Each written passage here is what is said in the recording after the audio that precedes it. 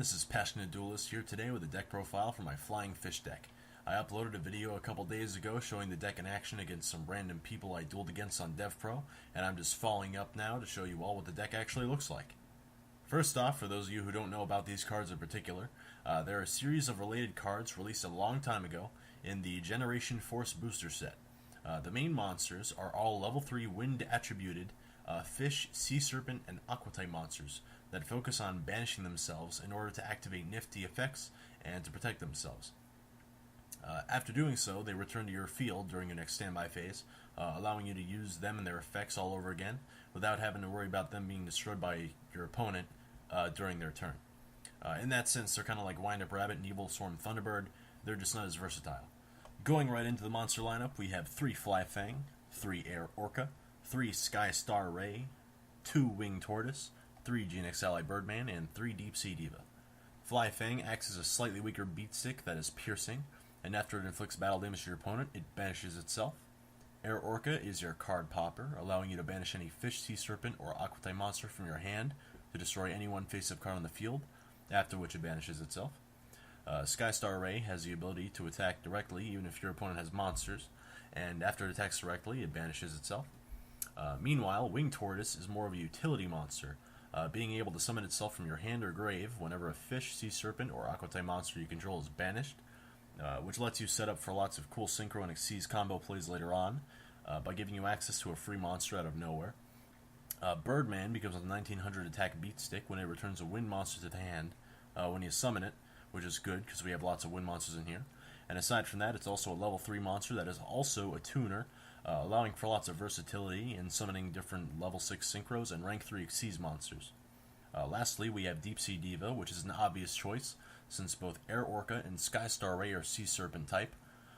Diva gives you access to these monsters for no cost at all, and being a level 2 tuner, it gives you instant access to level 5 synchros and even rank 2 Xyz if you choose to summon another copy of itself. Moving on to the spells, we have 2 Pot of Duality, 2 Mystical Space Typhoon, 2 Divine Wind of Mist Valley, 2 Terraforming, and 1 Mind Control. Duality is great in this deck since you run multiples of all your combo pieces. MST is standard backer removal. Divine Wind lets you plus off of Birdman's effect and let you get any of your flying fish for free, straight from your deck. Terraforming is to get Divine Wind, and Mind Control is practically a staple because you run lots of tuner monsters. As you might notice, I don't use Monster Reborn, Heavy Storm, or Dark Hole, and all for good reasons. Reborn doesn't help me much since my monsters are constantly banishing themselves. Heavy Storm isn't beneficial since I use a lot of trap cards. Dark Hole doesn't seem to be as good as some of the traps I use simply because Interruption and Control seem to be better right now than straight up non-chainable card destruction. So I prefer to use those traps over just a Dark Hole or a Smashing Ground or what have you. Now we'll take a look at the traps, which I happen to run 14 of. This is a very trap-heavy deck, and it actually works very well. First, we have 3 O Fish, 2 Compulsory Evacuation Device, 2 Torrential Tribute, 2 Mirror Force, 2 Dimensional Prison, 2 Fiendish Chain, and 1 Starlight Road. O Fish acts as a themed Divine Wrath for the deck.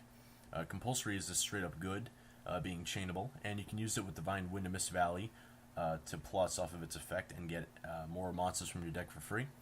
Torrential is excellent for disrupting your opponent's setup plays, as is Fiendish Chain, and Mirror Force and D-Prison are used as crowd control, in case your opponent tries to OTK you or happens to have monsters that you just can't get over in battle. And lastly, Starlight Road is a given, since I'm running a crap ton of trap cards and some field spells, which I don't want to get heavy stormed. Lastly, we have the extra deck, which is subject to change, though it seems to be doing fairly well right now. We have 1 Mistworm, 1 Crimson Blader, 1 Black Rose Dragon, 1 Ancient Fairy Dragon, 1 Gaianite, the Force of Earth, 1 Psycho Conductor Behemoth, or however you say that, 1 Beast God Vulcan, 1 Armades, Keeper of Illusions, 1 Ally of Justice Catastor, number 17 Leviathan Dragon, Totem Bird, Ghost Trick Alucard, Leviair, Wind Up Zenmains, and Gachi Gachi Guntetsu. I would go more into these, though after looking at the main deck, most of them are fairly self-explanatory. I also don't have a side deck made for this deck right now, since this is something I just made for fun, and I don't intend on it becoming too amazing or using it in real life. It's just really fun to use on here. So, there you have it, my flying fish deck in all of its glory. Please remember to rate this video and leave a comment on anything you liked or didn't understand. Also, feel free to send me a friend invite, as I'll accept any I receive. And of course, if you want to, please do subscribe to my channel so you can be instantly notified when I release new videos every Monday and Friday. Having all that said, thank you very much for watching, and I will see you all again soon.